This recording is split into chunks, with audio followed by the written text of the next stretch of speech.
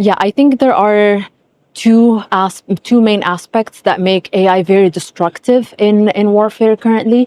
The first aspect is the surveillance side of things. So with AI, companies providing AI services allow militaries like the Israeli military to essentially, with all the data they gather, like all the surveillance, phone calls, messages that they gather from civilians, to synthesize them with AI, translate them with AI. And so instead of having this huge database of surveillance information, AI just gives them, the summaries and makes the surveillance much easier for them.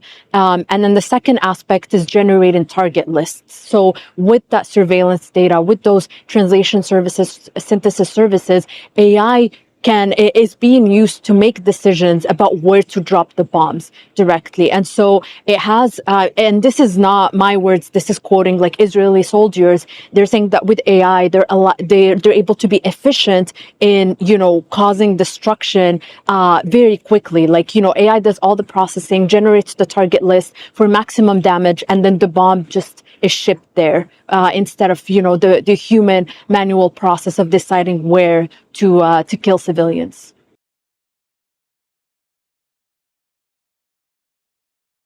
These companies are not just complicit, as we say, they're actually direct partners, direct enablers of genocide and destruction.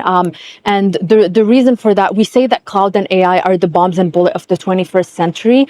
The reason we say that is because the mass destruction, like what we're seeing in Gaza right now, would not be possible without the technology to quickly generate a target list, quickly find out someone's location through surveillance and target them immediately. So if we did, and again, these are words from the Israeli military, that if they did not have these technological capabilities, they would not be as fast, and as their destruction would not be as huge. So these companies, sometimes they claim that, oh, we're just putting our technology out there, and some agents use it in a negative manner. But what we have proof of is there's like special customized contracts to these like armies, to these complicit or these war criminals, to provide them with AI and cloud services that match the scale of their destruction.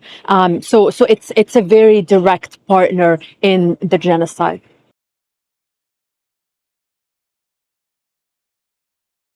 Absolutely. A lot of these companies and AI providers, their number one priority is profit, and occupation, war are profitable. So wherever, they have a chance to have a contract with, say, a genocidal army, for these war crimes, they will not reject it because profit is the number one priority. So that's how they become biased towards us, because it is profitable for them to contribute to our destruction and to our occupation.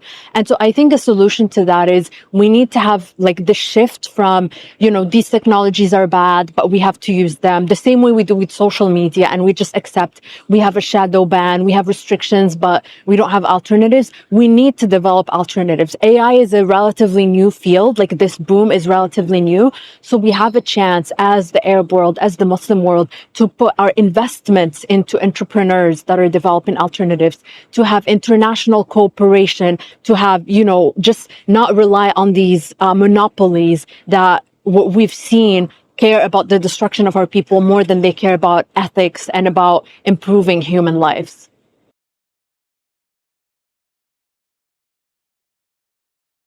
I think it's a mix of all, but I think we have to prioritize ethics and research first, because we cannot, develop technologies and put them out there for use, then realize that they're being used unethically. We have to rely on the academics and the international lawyers that are working on AI ethics and AI regulations before, we rush to development. Because if we do that, then that makes us no better than these corporations that develop, and then realize, oh yeah, we're selling this tool to contribute to genocide. So I think we cannot have this idea of putting the development first and the ethics second. But at the same time, I think a big issue we have right now is like investments, because we have talented engineers in our regions. We have talented business people in our regions. A lot of the times what's stopping them from going against these companies with their own competition, their own alternatives, is, fears of lack of profit, fears of lack of material support, support. So our, venture capitals, our investors should put their money behind these projects as well.